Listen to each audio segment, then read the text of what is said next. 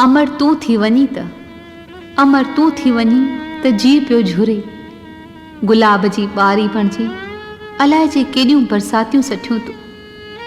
आउं तुंहिंजो अंश गुल जा पलबो रहियुसि तुंहिंजी गोद में, पर जग जी सूंहं वधाइण लाइ परे वञी कंहिं कुंडीअ में ॾेरो कयुमि।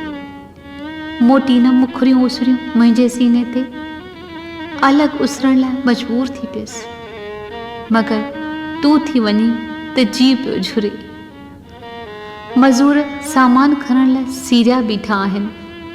टेम्पो वरी वरी थो हॉर्न वॼाए, हेॾो विरहण हेॾो झिरण। पोइ बि चवीं तूं ई हिसा कर पुट सामान जा। मन में वढ पिया पवनि, गुलनि जहिड़े मोह जा भला कहिड़ा हिसा करियां।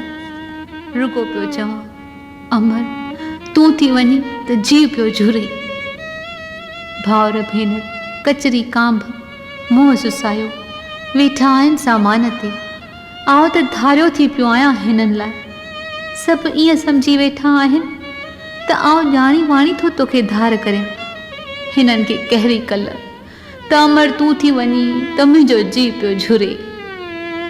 कुदरत जी खिल जहिड़ी भुल लाजो माइट छॾिया मूं लाइ, तो उमिरि ॾिनी मुंहिंजे उसरण लाइ। प्यार ऐं पूॼा जा लॻा आहिनि टकर, ॿिनि उबतर वहकरनि को धुंध मचायो आहे। अखियूं मुंहिंजूं कुझु ॾिसनि ई की नथियूं, ऐं ॾिसनि बि छा। झोलियूं खणी भरियूं आहिनि ससु ऐं नुंहुं अविश्वास जे टुकरनि सां। बसि अमर मुंहिंजो त जी पियो झुरे। अमर तूं थी वञी त मुंहिंजो जी पियो झुरे।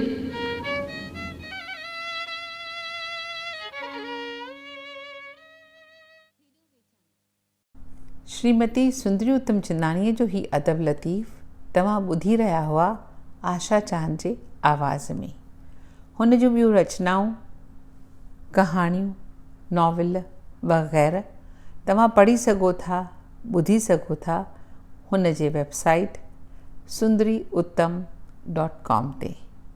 पंहिंजो रायो असांखे ईमेल कजो info@sindhisangat.com ते। जय झूलेलाल।